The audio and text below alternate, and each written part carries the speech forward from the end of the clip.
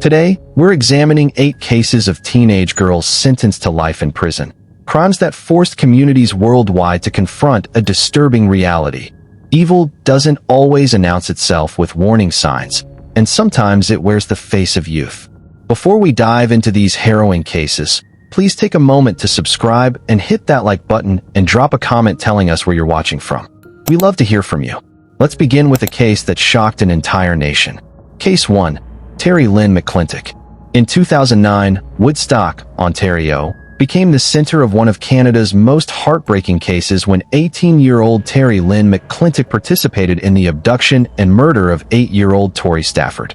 On April 8th, security cameras captured haunting footage.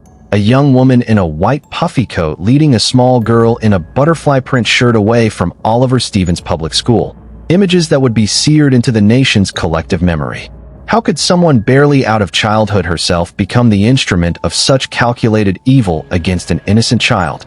Lynn McClintic's early life was marked by chaos and neglect. Growing up in a home plagued by substance abuse and instability, she cycled through foster care and group homes throughout her adolescence. By her late teens, she had developed her own substance abuse issues and fallen into a relationship with Michael Rafferty, a 28-year-old man who would become her co-conspirator in an unthinkable crime. On that fateful April afternoon, McClintic approached Tori outside her elementary school with a fabricated story about showing her a puppy. The 8-year-old, trusting and innocent, followed her to Rafferty's car. What followed was an hours-long ordeal that took them to a rural area near Mount Forest. There, Tori was sexually assaulted by Rafferty while McClintic stood by. When Rafferty struggled to complete the murder, it was McClintic who took matters into her own hands, striking the child repeatedly with a hammer before they concealed her body under garbage bags and rocks. The massive search for Tori gripped Ontario for weeks. When McClintic was arrested in May 2009, her detailed confession provided investigators and Tori's devastated family with answers they almost wished they didn't have. During interrogation, McClintic showed limited remorse, more concerned with her own fate than the life she had helped extinguish. Psychological evaluations revealed a young woman with significant trauma in her past, but also someone who had made conscious choices to participate in every stage of the crime. In 2010, Lynn McClintic pleaded guilty to first-degree murder and was sentenced to life in prison with no possibility of parole for 25 years. Michael Rafferty was convicted separately after a trial that laid bare the horrific details of Tori's final hours. He received an identical sentence. The case prompted legislative changes in Canada, including Tori's law, which strengthened community notification protocols regarding registered sex offenders. But our next case would demonstrate how toxic relationships could transform a seemingly ordinary teenager into an accomplice to familial annihilation. Case 2. Edwards. In April 2016, the quiet market town of Spalding, Lincolnshire, England, was thrust into international headlines when 14-year-old Edwards and her 15-year-old boyfriend, Lucas Markham, murdered Kim's mother, Elizabeth Edwards, 49, and her younger sister, Katie, 13. The couple carried out the double homicide while their victims slept, executing a plan they had discussed and refined over several weeks. What drives two teenagers to systematically eliminate an entire family in pursuit of an unobstructed relationship? To outward appearances, Edwards had grown up in a stable, loving home. Elizabeth Edwards was a devoted single mother who worked as a dinner lady at a local school, providing a structured environment for her 2 daughters. But beneath this surface, Kim had begun to chafe against her mother's rules, particularly restrictions placed on her relationship with Lucas Markham, a troubled teen from a difficult background who had found in Kim someone who accepted him unconditionally. The relationship between Kim and Lucas had intensified rapidly, taking on an obsessive quality that concerned Elizabeth. When she attempted to limit their contact, Kim's resentment grew. Lucas, dealing with his own family dysfunction and mental health struggles, became fixated on the idea that Elizabeth was the only obstacle to their happiness. Together, they began planning what they coldly termed the solution. On the night of April 13, 2016, Lucas entered the Edwards home through an unlocked door. He went first to Elizabeth's bedroom, where he stabbed her repeatedly as she slept. He then moved to 13-year-old Katie's room, and killed her with equal brutality. Kim remained downstairs during the murders, but was fully aware of what was happening. What occurred afterward shocked even seasoned investigators. The couple ordered pizza, watched the Twilight film series, took a bath together, and had sex, all while the bodies of Kim's mother and sister lay upstairs. They showed no signs of panic, no immediate remorse, no recognition of the magnitude of what they had done. The bodies were discovered the following morning when Kim's stepfather, Mark Edwards, arrived to pick up Katie for the day. The scene that greeted him would haunt him forever. Police found Kim and Lucas still at the house, and both were arrested immediately. During questioning, Lucas confessed quickly, but Kim initially attempted to minimize her role. However, evidence, including text messages discussing the murders beforehand and her behavior afterward, made clear that she had been a willing participant in the planning and had done nothing to stop the killings or summon help. Psychiatric evaluations painted a complex picture. Lucas Markham was found to have significant mental health issues, including signs of conduct disorder and possible psychopathic traits. Kim, while less obviously disturbed, showed emotional detachment and had been heavily influenced by the relationship. Prosecutors argued that while Lucas may have wielded the knife, Kim had been the driving force behind the decision to murder her family. In 2016, both Kim Edwards and Lucas Markham were convicted of 2 counts of murder. Due to their ages, they were sentenced to life imprisonment with minimum terms before parole eligibility, 20 years for Kim and 17.5 years for Lucas. The disparity in sentences reflected the court's view that while both were culpable, Lucas had been the actual killer and was younger at the time. The case raised urgent questions about teenage relationships, the failure of adults to recognize warning signs, and how 2 seemingly ordinary adolescents could descend into such darkness. Our third case takes us to Canada, where a preteen's infatuation with an older man would lead to one of the youngest mass murder convictions in the nation's history. Case 3. Jasmine Richardson. In April 2006, the small city of Medicine Hat, Alberta, Canada, was the site of a family annihilation that defied comprehension. 12-year-old Jasmine Richardson and her 23-year-old boyfriend, Jeremy Steinke, murdered Jasmine's parents, Mark Richardson, 42, and Deborah Richardson, 48, and her 8-year-old brother, Jacob. The case would become one of the youngest murder convictions in Canadian history and a stark example of how online grooming can lead to real-world tragedy. How does a preteen become convinced that murdering her entire family is a justified response to parental rules? Jasmine Richardson had been, by most accounts, a typical middle school student. She performed adequately in school, had friends, and lived in a comfortable suburban home with parents who were involved in her life. But like many preteens navigating adolescence, she began seeking identity and connection online. It was in a goth chatroom that she met Jeremy Steinke, who went by the username Soleader and claimed to be a 300-year-old werewolf. Steinke was obsessed with vampire culture, blood, and dark imagery, a persona that the young, impressionable Jasmine found intriguing rather than alarming. When Mark and Deborah Richardson discovered that their 12-year-old daughter was in a relationship with a 23-year-old man, they were understandably horrified. They forbade Jasmine from seeing Steinke and restricted her internet access. For most parents, this would seem like a reasonable protective measure. For Jasmine and Jeremy, it became the justification for murder. Over weeks of online communication, the couple discussed various scenarios for getting rid of Jasmine's parents. Messages recovered by police showed Jasmine writing, "I have this plan. It begins with me killing them and ends with me living with you." Far from discouraging her, Steinke encouraged the fantasy, feeding into her adolescent rebellion with promises of a life together unencumbered by parental interference. On the night of April 23, 2006, Steinke entered the Richardson home through a window. He went to the master bedroom first, stabbing Mark Richardson 24 times in what investigators described as a frenzy of violence. Deborah was killed in the same brutal manner, stabbed 12 times as she tried to defend herself. Then, in perhaps the most chilling aspect of the case, Jasmine led Steinke to 8-year-old Jacob's bedroom. The boy, who had looked up to his older sister, was stabbed to death in his bed. Afterward, Jasmine and Jeremy fled to Saskatchewan, where they were apprehended days later. During the investigation, the full scope of their relationship and planning came to light. Jasmine had not only been present during the murders, she had actively participated in planning them and had stood by while her family was killed. Evidence suggested she may have even encouraged Steinke during the killings. The case presented unique legal challenges. At 12, Jasmine was below the age of criminal responsibility in most jurisdictions, but Canadian law allowed for prosecution of younger offenders in extraordinary circumstances. Psychological evaluations revealed a complex picture.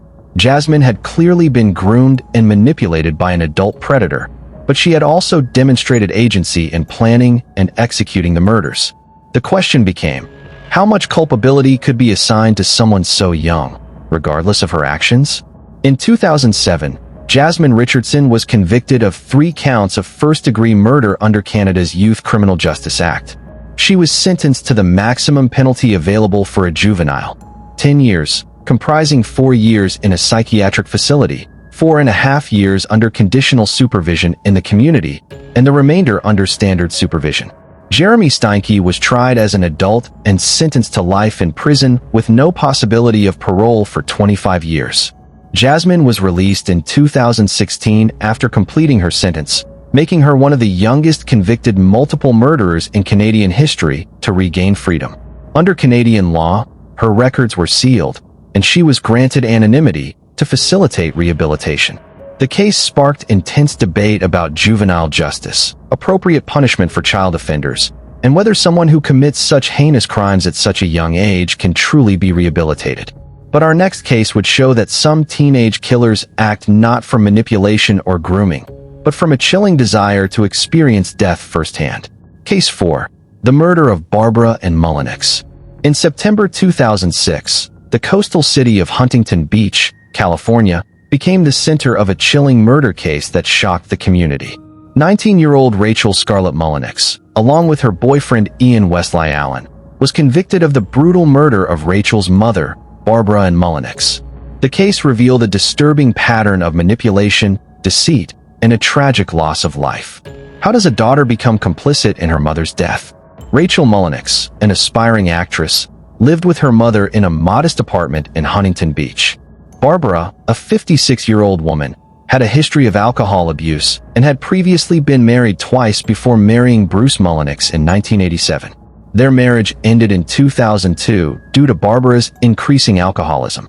Despite the divorce, Bruce continued to support Barbara and Rachael, even helping them relocate to California in 2005. Barbara found part-time work as an extra in Hollywood productions, but her relationship with Rachael became strained. Rachael began dating Ian Allen, a 23-year-old man with a criminal history. Their relationship became intense, and Rachael's feelings for Ian grew stronger. Barbara's disapproval of the relationship led to conflicts between mother and daughter. Rachael became increasingly resentful of her mother's interference in her relationship with Ian. On the night of September 12, 2006, Rachael and Ian planned to murder Barbara. They lured her into the bedroom, where Ian attacked her with multiple knives, stabbing her over 50 times. Barbara's body was then wrapped in bedding and dumped into the waters of Newport Harbor, where it was discovered the following day. Investigators quickly identified Barbara's body using serial numbers found on her breast implants. The crime scene revealed signs of a violent struggle and an attempt to clean up the area. Rachael initially denied involvement, but later admitted to helping Ian clean up and dispose of the body. She claimed she was afraid of Ian and did not participate in the actual murder. However, evidence presented during the trial contradicted Rachael's claims. Prosecutors argued that Rachael had conspired with Ian to kill her mother and had actively participated in the crime. They pointed to Rachael's journal entries expressing hatred toward her mother and her attempts to manipulate Ian into carrying out the murder. In 2008, Rachael Mullenix was convicted of first-degree murder and sentenced to 25 years to life in prison. Ian Allen was also convicted and received a similar sentence. The case highlighted the dangers of toxic relationships and the devastating consequences of manipulation and deceit. Our fifth case takes us to New York City, where 2 privileged teenagers would commit a senseless murder in Central Park. Case 5, Daphne Abdela. In May 1997, New York City's iconic Central Park became the scene of a murder that shocked the city and exposed the dark side of privileged teenage life. 15-year-old Daphne Abdela and her friend Christopher Vasquez, also 15, brutally murdered 44-year-old Michael McMorrow near the park's lake in what appeared to be a thrill killing with no clear motive beyond the act itself. What transforms two teenagers from wealthy Manhattan families into killers who would attack a stranger in one of the world's most famous public spaces? Daphne Abdela came from an affluent family and attended an elite private school on Manhattan's Upper West Side. Her father was a successful real estate developer, and she lived in a luxury apartment building. By all external measures, she had every advantage. But beneath this privileged exterior, Daphne had significant behavioral and mental health issues. She had been in and out of psychiatric treatment, had problems with authority at school, and had developed a pattern of reckless behavior that her family seemed unable or unwilling to effectively address. Her friendship with Christopher Vasquez was built around their shared taste for drugs, alcohol, and late-night excursions into Central Park after dark. Both came from similar backgrounds of privilege, and both exhibited signs of being troubled teenagers whose wealth had insulated them from meaningful consequences for their actions. They had developed a kind of folie à deux, a shared madness that seemed to escalate with each encounter. On the night of May 22, 1997, Daphne and Christopher were drinking and using drugs in Central Park when they encountered Michael McMorrow near the lake. McMorrow was a real estate agent who frequented the park and was known to some of the regulars. What exactly precipitated the attack remains somewhat unclear. There was no robbery motive, no prior relationship between the victim and his killers, no apparent reason for what happened next. The teenagers attacked McMorrow with knives, stabbing him multiple times in a frenzy of violence. In a particularly gruesome detail, they attempted to disembowel him, and then tried to dispose of his body by throwing it into the Central Park lake. When he wouldn't sink, they placed rocks in his clothing and pushed him further out. A bicyclist passing by witnessed two teenagers covered in blood fleeing the scene and immediately called police. Officers arrived to find McMorrow's body in the lake and apprehended Daphne and Christopher nearby, still covered in their victim's blood. Both teenagers were arrested and interrogated separately. Their stories were inconsistent and conflicting. Each blamed the other for initiating the attack, and neither could provide a coherent explanation for why it had happened. Daphne's knife was recovered from the scene with McMorrow's blood on it, and forensic evidence conclusively linked both teenagers to the murder.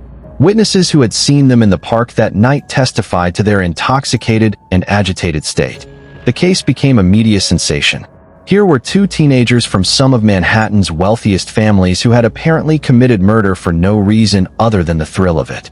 The tabloids dubbed Daphne the baby-faced butcher, and the case sparked intense debate about privilege, parental responsibility, and whether wealthy defendants received preferential treatment in the justice system. Psychiatric evaluations revealed that Daphne had significant mental health issues, including possible personality disorders and problems with impulse control.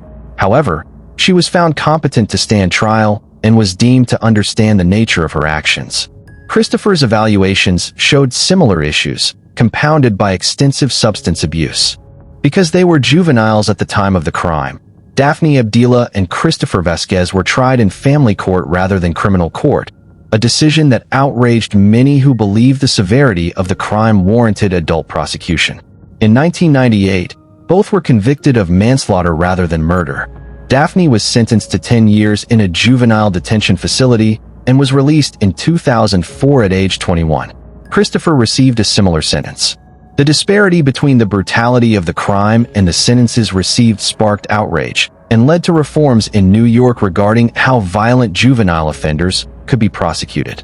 Critics argued that had these teenagers come from less privileged backgrounds, they likely would have faced far harsher consequences. The case remains a touchstone in discussions about class, privilege, and justice. But our next case would take us back to Canada, where a teenage girl's relationship with a predatory older man would lead to the death of a disabled woman. Case 6. Melissa Todorovich. In December 2008, Toronto, Canada, was shocked by the murder of 18-year-old Stephanie Rangel, a case that would reveal how jealousy, manipulation, and teenage obsession could lead to deadly consequences. At the center of the case was 15-year-old Melissa Todorovich, who orchestrated Stephanie's murder out of jealousy over a boy both girls had been involved with.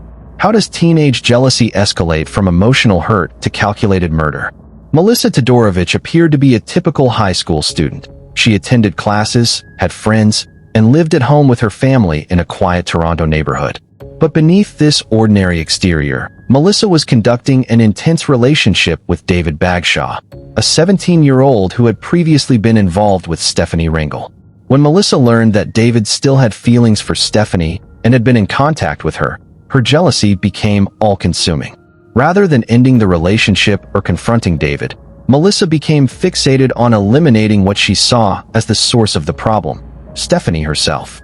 Over several weeks, she pressured and manipulated David, sending him literally hundreds of text messages insisting that he needed to prove his love for her by killing Stephanie.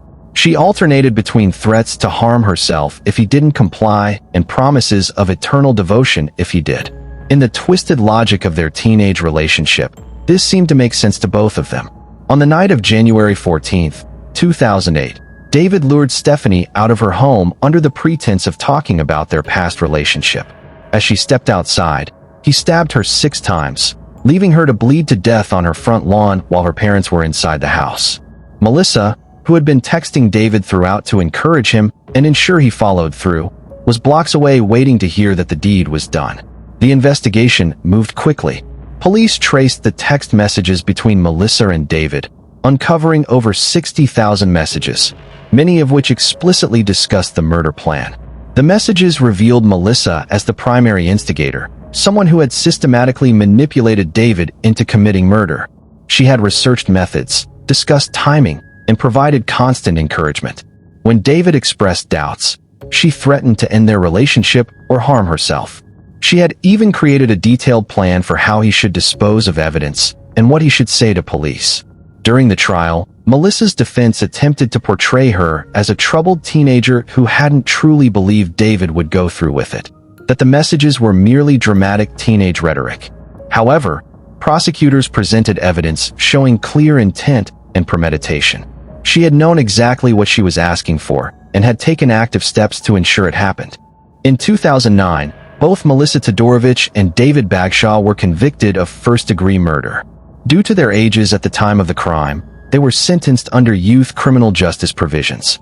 Melissa received a sentence of life imprisonment with no possibility of parole for 7 years, the maximum allowed for a youth offender at the time. David received a similar sentence. Both have since been released after serving their minimum sentences, though they remain under strict supervision. The Stephanie Ringel case highlighted the dangerous intersection of teenage relationships, social media, and text messaging as tools for manipulation, and the unique psychology of young people who can become so caught up in emotional drama that they lose sight of real-world consequences. Stephanie's parents became advocates for anti-violence education and awareness of the warning signs of abusive relationships. Our 7th case brings us to a small Ohio town, where a teenage girl's desire for independence would lead to the murder of her own mother. Case 7. Shalia, Eddie, and Rachael Mullenix. In July 2012, the small town of Star City, West Virginia, was rocked by the disappearance of 16-year-old Skylar Neese. What began as a missing person case would evolve into one of the most chilling teenage murder cases in recent American history. A case where 2 best friends murdered their 3rd friend simply because they didn't want to be friends with her anymore. What compels 2 teenagers to lure their best friend into the woods and stab her to death over something as trivial as growing apart? Shalia, Eddie, Rachael Mullenix, and Skylar Neese had been best friends since middle school in the Star City area, a small community near Morgantown. They were inseparable, the kind of teenage trio that did everything together, shared secrets, and documented their friendship endlessly on social media. To outsiders, they seemed like typical teenage girls navigating high school together. But beneath the surface, tensions had been building. Shalia and Rachael had grown closer to each other, and Skylar had begun to feel like the third wheel. There had been arguments, social media drama, and the typical ups and downs of teenage friendships, but nothing that would suggest what was coming. On July 6, 2012, Shalia picked up Skylar from her home around midnight. Skylar snuck out through her bedroom window, something she had done before to hang out with friends. Security footage captured her getting into Shalia's car, where Rachael was waiting in the back seat. It would be the last time Skylar was seen alive. Shalia and Rachael drove Skylar to a remote area in Pennsylvania, about 30 minutes from her home. They had brought with them knives, cleaning supplies, and a change of clothes. Once they arrived at an isolated spot off a dirt road, the three girls got out of the car. According to Rachael's later confession, they had decided on a count of 3 they would both attack Skylar. They counted down, 1, 2, 3, and began stabbing her. Skylar fought back, begging them to stop, asking why they were doing this. But Shalia and Rachael continued until Skylar stopped moving. They covered her body with branches and leaves, changed their bloody clothes, and drove home. Then, in a display of sociopathic behavior that chilled investigators, they went on with their lives as if nothing had happened.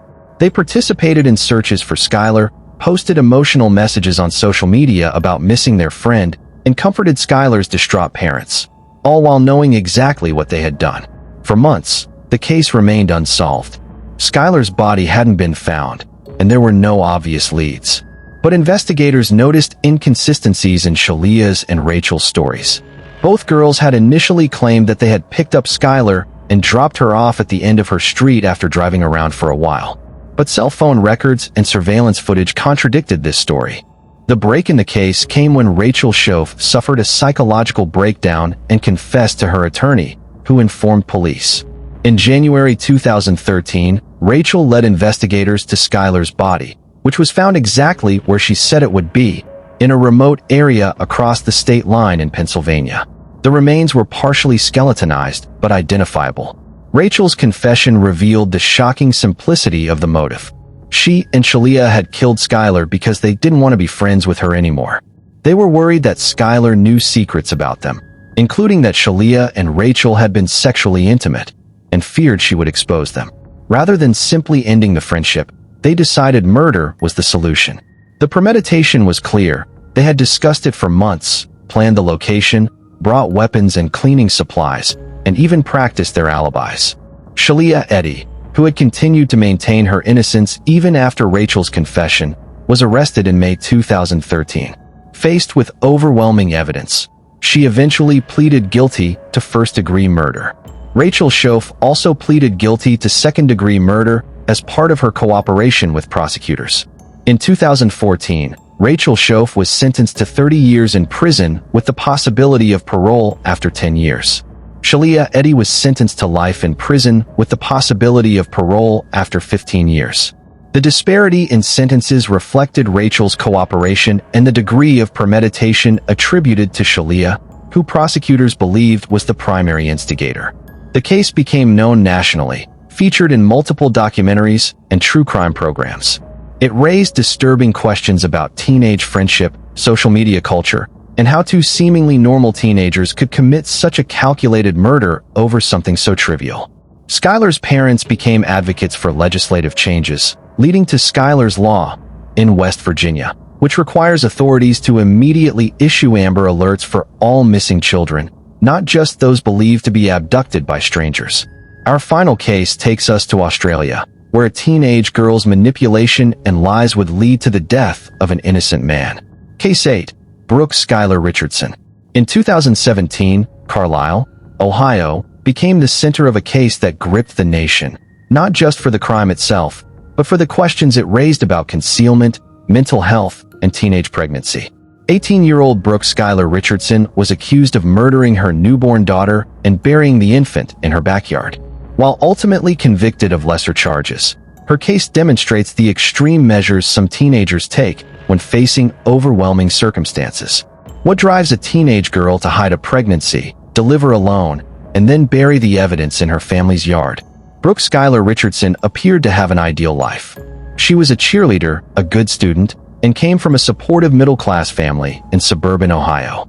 She was described by those who knew her as friendly, achievement-oriented, and seemingly well-adjusted.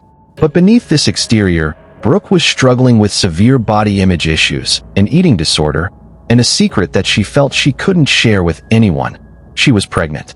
Brooke had discovered she was pregnant in early 2017, but rather than telling her parents or seeking prenatal care, she hid the pregnancy. She continued with her normal routine, maintained her cheerleading activities, and wore baggy clothes to conceal her changing body. Friends later said they had no idea she was pregnant, a testament to how successfully she had hidden her condition. On May 7, 2017, just days after attending her senior prom, Brooke went into labor in the middle of the night at her family home. Alone in the bathroom, she delivered a baby girl. What happened next remains disputed. According to Brooke's initial statements to police, the baby was stillborn. She never cried or showed signs of life. However, investigators questioned whether Brooke had taken any steps to help the newborn or whether she had allowed the baby to die through inaction. After the delivery, Brooke buried the infant in her family's backyard, cleaned up the bathroom, and went back to bed. She told no one. 2 months later, during a gynecologist appointment for birth control, she mentioned to the doctor that she had the baby and it didn't survive. The doctor, required by law to report such information, contacted police. When investigators arrived at the Richardson home and questioned Brooke, she led them to the backyard where she had buried the infant. The remains were recovered, but due to decomposition and the fact that Brooke had burned the body before burial, forensic experts could not definitively determine whether the baby had been born alive or whether any injuries had occurred. The case became a battle of forensic interpretation. Prosecutors charged Brooke with aggravated murder, involuntary manslaughter, child endangerment, evidence tampering, and gross abuse of a corpse. They argued that she had killed the newborn intentionally to hide the pregnancy and maintain her perfect life image. Text messages recovered from her phone seemed to support premeditation. She had texted the baby's father saying, "I'm literally so excited now just for this to be done with and out, and to get my body back." The defense argued that the baby had been stillborn, that Brooke had been in shock and panic, and that her actions afterward were the result of a teenager in crisis making terrible decisions rather than premeditated murder. They pointed to her eating disorder and body dysmorphia as evidence that she had been in denial about the pregnancy and wasn't thinking rationally. We're nearing the end of this examination of some of the most disturbing juvenile cases in recent history. If you found this comprehensive analysis valuable, please show your support by liking this video and subscribing to our channel. Your engagement helps us continue bringing you in-depth coverage of cases that demand to be understood. The trial captivated the nation, with people divided on whether Brooke was a cold-blooded killer who murdered her newborn to preserve her image, or a troubled teenager who panicked and made catastrophic decisions. The jury deliberated for several days. In September 2019, Brooke Skylar Richardson was acquitted of aggravated murder and involuntary manslaughter. The jury concluded that prosecutors had not proven beyond reasonable doubt that the baby had been born alive or that Brooke had killed her. However, she was convicted of gross abuse of a corpse for burying and burning the infant's body. She was sentenced to 7 days in jail, which she had already served, plus 3 years of community control, probation. The sentence and verdict sparked intense debate.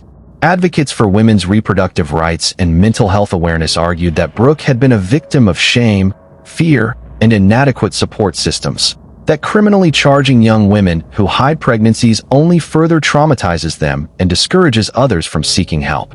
Critics argued that regardless of whether the baby was born alive, Brooke's actions in concealing the pregnancy and disposing of the infant's body demonstrated a callous disregard for life that warranted harsher punishment.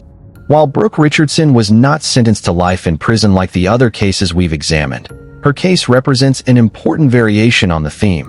A teenager whose actions, whether from panic, mental illness, or calculation, resulted in the death of an infant and exposed the complex intersection of youth, societal pressure, mental health, and criminal justice. The case led to increased discussion about safe haven laws, which allow parents to surrender newborns anonymously at designated locations without criminal prosecution, and about the need for better education and support for pregnant teenagers who feel they have nowhere to turn. These cases span different countries, different circumstances, and different motives. Some of these young women were clearly manipulated by older predators or toxic partners. Others acted from jealousy, rage, or a desire for freedom from parental control. And in perhaps the most disturbing cases, some killed simply to experience what it felt like to take a life, treating murder as curiosity to be satisfied rather than as an unspeakable act. Thank you for watching this in-depth examination of these difficult cases. If you found this video valuable, and want to see more comprehensive true crime coverage that goes beyond headlines to explore the psychology and context behind these crimes, please subscribe to our channel and hit that like button. Your support makes content like this possible.